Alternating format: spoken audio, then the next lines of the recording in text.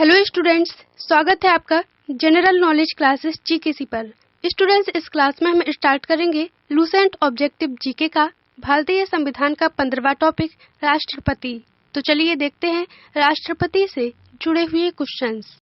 Question है आपका, भारत के राष्ट्रपति की तुलना निम्नलिखित में से किससे करना सर्वाधिक उचित है? आंसर होगा आपका ऑप्शन सी, ब्रिटेन के सम्राट से। भारत के राष्ट्रपति की तुलना ब्रिटेन के सम्राट से की जा सकती है। अगला क्वेश्चन है, भारत में कार्यपालिका का अध्यक्ष कौन होता है? आंसर होगा आपका ऑप्शन ए, राष्ट्रपति। भारत में कार्यपालिका का अध्यक्ष राष्ट्रपति होता है। भारत में संसदीय व्यवस्था को अपनाया गया है, इसलिए राष्ट्रपति नाम मात्र की कार्यपालिका है तथा उसका मंत्रिमंडल वास्तविक कार्यपालिका है। अगला क्वेश्चन है आपका, संघ की कार्यपालिका शक्ति निहित है? आंसर होगा ऑप्शन बी, राष्ट्रपति में। संविधान के अनुच्छेद 53 के क्लॉज 1 के अनुसार संघ की कार्यपालिका शक्ति राष्ट्रपति में निहित होगी, जिसका प्रयोग वह स्वयं या अपने अधीनस्थ अधिकारियों के द्वारा करेगा। अगला क्वेश्चन है आपका, भारत का राष्ट्रपति। आंसर है ऑप्शन ए, राज्य का प्रधान है। अगला क्वेश्चन है आपका, भारतीय संविधान के अनुसार देश का प्रथम नागरिक कौन होता है? आंसर होगा आपका ऑप्शन ए, राष्ट्रपति। संविधान के अनुच्छेद 52 के अनुसार राष्ट्रपति देश का प्रथम नागरिक होता है। अगला क्वेश्चन है, भारतीय संविधान के अनुसार संघ की कार्यपालिका शक्तियां किसमें निहित होती हैं? आंसर होगा ऑप्शन बी, राष्ट्रपति में। अगला क्वेश्चन है, भारतीय संविधान के अनुसार देश की तीनों सेनाओं का अध्यक्ष कौन होता है? आंसर होगा ऑप्शन ए, राष्ट्रपति। भारतीय संविधान के अनुसार देश की तीनों सेनाओं का अध्यक्ष राष्ट्रपति होता है। अगला क्वेश्चन है आपका, भारत का राष्ट्रपति होता है? आंसर होगा आपका ऑप्शन बी, राज्य का संवैधानिक अध्यक्ष। अगला क्वेश्चन है, भारतीय सशस्त्र सेनाओं का सर्वोच्च कमांडर कौन होता है? आंसर होगा आपका ऑप्शन ए, राष्ट्रपति। अगला क्वेश्चन है, भारत के राष्ट्रपति के लिए आवश्यक योग्यता नहीं है। आंसर होगा आपका ऑप्शन डी, वह संसद के किसी सदन का सदस्य हो। यह भारत के राष्ट्रपति के लिए आवश्यक योग्यता नहीं है।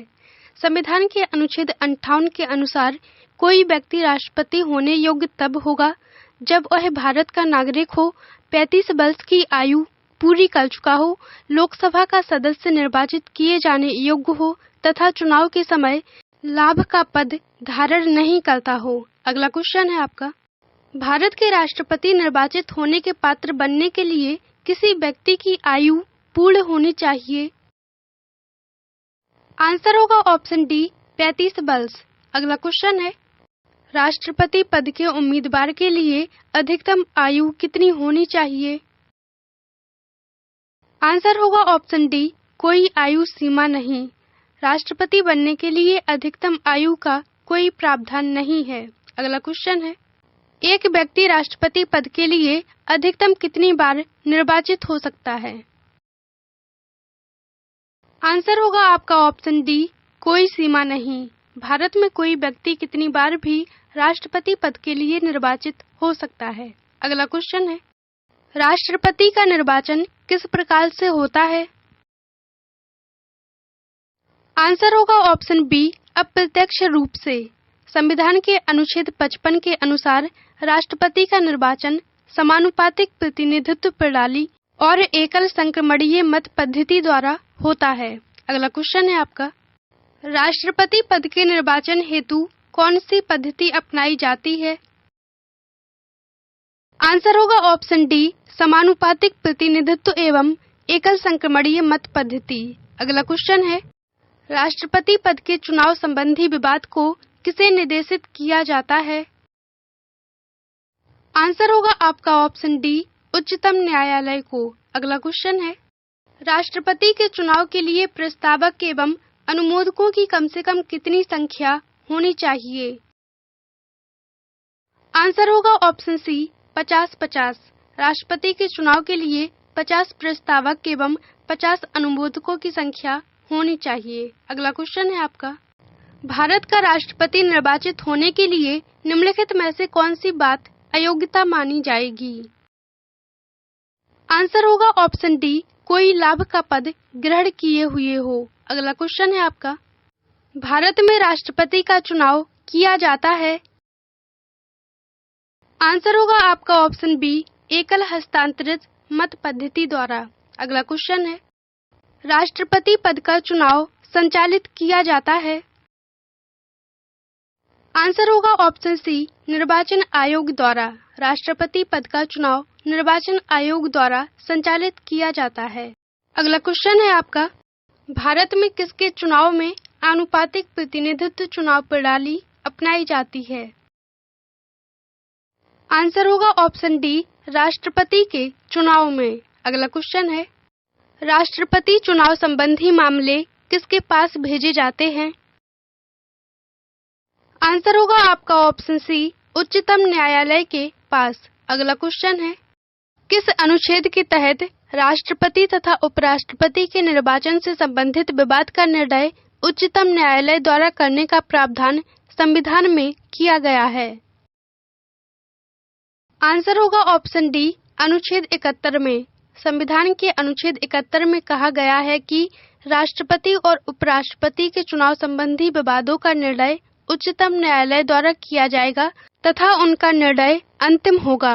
अगला क्वेश्चन है आपका, राष्ट्रपति पद के उम्मीदवारों को चुनाव प्रचार हेतु कितना समय मिलता है? आंसर है ऑप्शन बी, 2 सप्ताह का। अगला क्वेश्चन है, भारत के राष्ट्रपति का चुनाव कितने वर्षों के लिए होता है? आंसर होगा आपका ऑप्शन बी, 5 वर्षों के लिए। अगला क्वेश्चन है, किस अनुच्छेद के तहत राष्ट्रपति अपने पद ग्रहण करने की तिथि से 5 वर्ष की अवधि तक अपने पद पर बना रहता है? आंसर होगा ऑप्शन बी, अनुच्छेद 56 के तहत। अगला क्वेश्चन है आपका, राष्ट्रपति के चुनाव के लिए निर्वाचक मंडल में होते हैं? आंसर होगा ऑप्शन बी, संसद के दोनों सदनों तथा विधानसभाओं के निर्वाचित सदस्य। संविधान के अनुच्छेद 54 के अनुसार राष्ट्रपति के निर्वाचक मंडल में राज्यसभा, लोकसभा और राज्यों की विधानसभाओं के निर्वाचित सदस्य एवं दिल्ली तथा पुदुचेरी विधानसभाओं के निर्वाचित सदस्यों को सम्मिलित किया गया है। अगला क्वेश्चन है आपका, भारत के राष्ट्रपति के निर्वाचन के बारे में निम्नलिखित में से कौन सा कथन सही नहीं है? आंसर होगा आपका ऑप्शन डी, राष्ट्रपति के निर्वाचन के संबंध में यदि कोई विवाद हो तो वह सर्वोच्च न्यायालय के क्षेत्राधिकार में नहीं आता है। यह कथन भारत के राष्ट्रपति के निर्वाचन के बारे में सही नहीं है। अगला क्वेश्चन है आपका, भारत के राष्ट्रपति को उसके पद से हटाया जा सकता है? आंसर होगा आपका ऑप्शन डी, संसद द्वारा। संविधान के अतिक्रमण के आधार पर राष्ट्रपति को अनुच्छेद 61 में उपबंधित महाभियोग की प्रक्रिया द्वारा पद से हटाया जा सकता है, परंतु इसके लिए आवश्यक है कि राष्ट्रपति को 14 दिन पहले लिखित सूचना दी जाए, जिस पर उस सदन के 1/4 सदस्यों के हस्ताक्षर हों जिस सदन द्वारा महाभियोग लगाया गया है। अगला क्वेश्चन है, भारत के राष्ट्रपति को पद से हटाने की प्रक्रिया है? आंसर होगा ऑप्शन डी, संसद द्वारा महाभियोग। संसद के किसी भी सदन द्वारा राष्ट्रपति पर महाभियोग लगाया जा सकता है तथा राष्ट्रपति को हटाने के महाभियोग प्रस्ताव को संसद की कुल सदस्य संख्या के 2/3 बहुमत से पारित होना जरूरी होता है। अगला क्वेश्चन है, संविधान के उल्लंघन के लिए राष्ट्रपति के विरुद्ध अभियोग कार्यवाही किसमें शुरू की जा सकती है? आंसर होगा ऑप्शन सी, संसद के किसी भी सदन द्वारा। अगला क्वेश्चन है आपका, राष्ट्रपति को हटाया जा सकता है? आंसर होगा आपका ऑप्शन डी, महाभियोग द्वारा राष्ट्रपति को हटाया जा सकता है। अगला क्वेश्चन है, राष्ट्रपति पर महाभियोग किस आधार पर लगाया जा सकता है?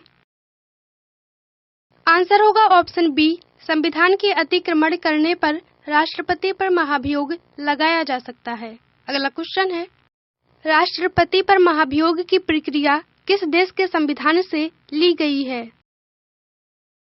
आंसर होगा ऑप्शन ए, अमेरिका के संविधान से? अगला क्वेश्चन है आपका, भारतीय राष्ट्रपति को किस परिस्थिति में अपने पद से त्यागपत्र देना पड़ता है? आंसर होगा ऑप्शन ए, महाभियोग लगने पर भारतीय राष्ट्रपति को अपने पद से त्यागपत्र देना पड़ता है। अगला क्वेश्चन है आपका, कार्यकाल पूर्ण होने से पहले भारत के राष्ट्रपति को उनके पद से कौन हटा सकता है? आंसर होगा ऑप्शन डी, संसद द्वारा महाभियोग लगाकर। अगला क्वेश्चन है, राष्ट्रपति पर महाभियोग का आरोप एक संकल्प के रूप में संसद के किसी भी सदन में लाया जा सकता है। यह कम से कम कितने दिन की लिखित सूचना के बाद प्रस्तुत किया जाना चाहिए?